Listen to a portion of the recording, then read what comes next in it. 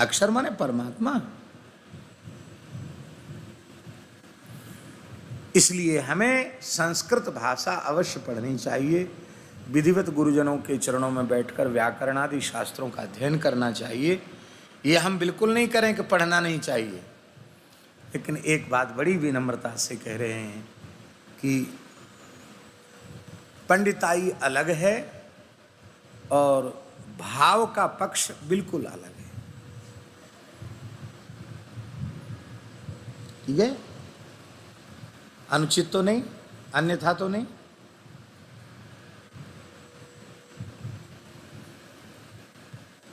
आपके किसी सामान्य अर्थ से आपका पांडित्य तो प्रकट नहीं होता, प्रस्तुत नहीं होता, लेकिन आपके उस विशेष भावपूर्ण अर्थ से आपका हृदय आनंद से भर जाता है, आपके शरीर में रोमांच हो जाता है, आप भगवान की स्मृति में डूब जाते हैं और सुनने वालों की भी वही अवस्था हो जाती है। तो भाव के पक्ष से आपने जो कुछ कहा है वह ठीक है, इसलिए ठीक है क्योंकि भावग्राही जनार्दन, भगवान भावग्राही।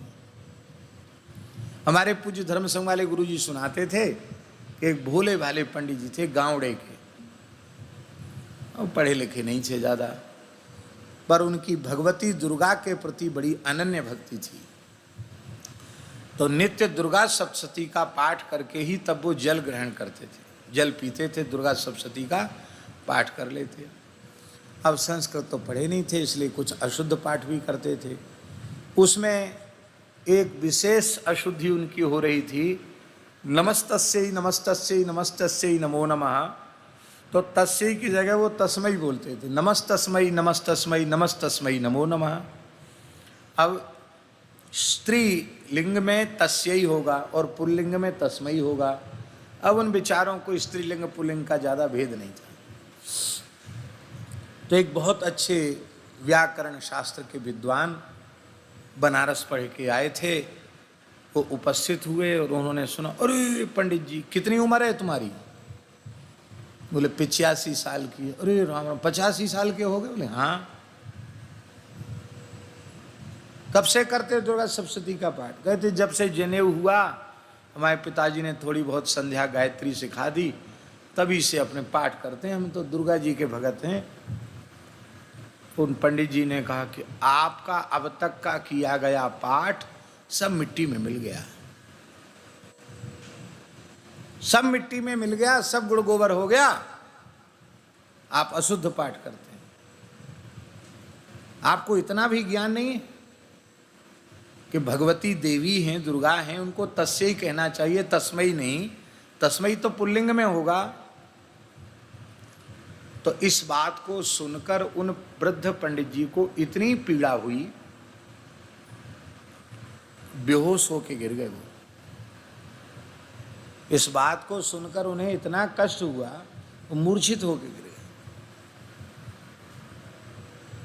उनको लगा कि अरे बचपन से लेकर इतनी उम्र, बुढ़ापा आ गया, मरने के दिन आ गए, अब तक का किया गया पाठ इतना बड़ा प्रामाणिक विद्वान कहता सब बेकार हो गया। मेरा तो इतना धक्का लगा, बेहोश हो गए वो। गुरुजी कहते थे, धर्म संघ वाले गुरुजी के भगवती को सहन नहीं हुआ, भगवती प्रकट हो गई। प्रकट हो के भगवती ने कहा नहीं, मुझसे तुम्हारी हिम्मत हो तो हमसे शास्त्रार्थ करो।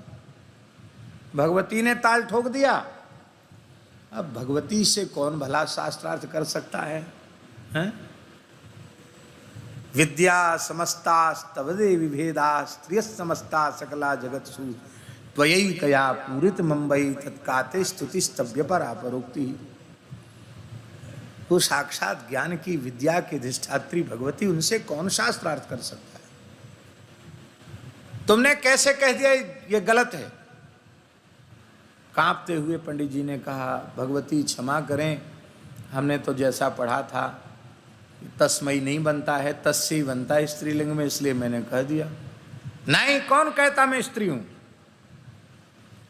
प्रत्येक विषय में वेद परम प्रमाण है और उपनिषद में मैं स्वयं अपने तत्व का उपदेश कर रही हूं देवताओं को। अहम ब्रह्मस्वरूपिणी मत्तः प्रकृति पुरुषात्मकं जगत शून्यंचा शून्यंचा।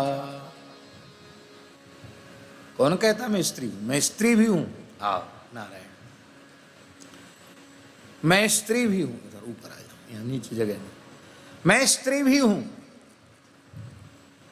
मैं पुरुष भी हूं, और मैं दोनों से विलक्षण भी हूं, पर ब्रह्म स्वरूप हूं। तो हमें जब इनका भाव स्वीकार है तो तुम अपनी पंडिताई काय को बीच में लगा रहे हो?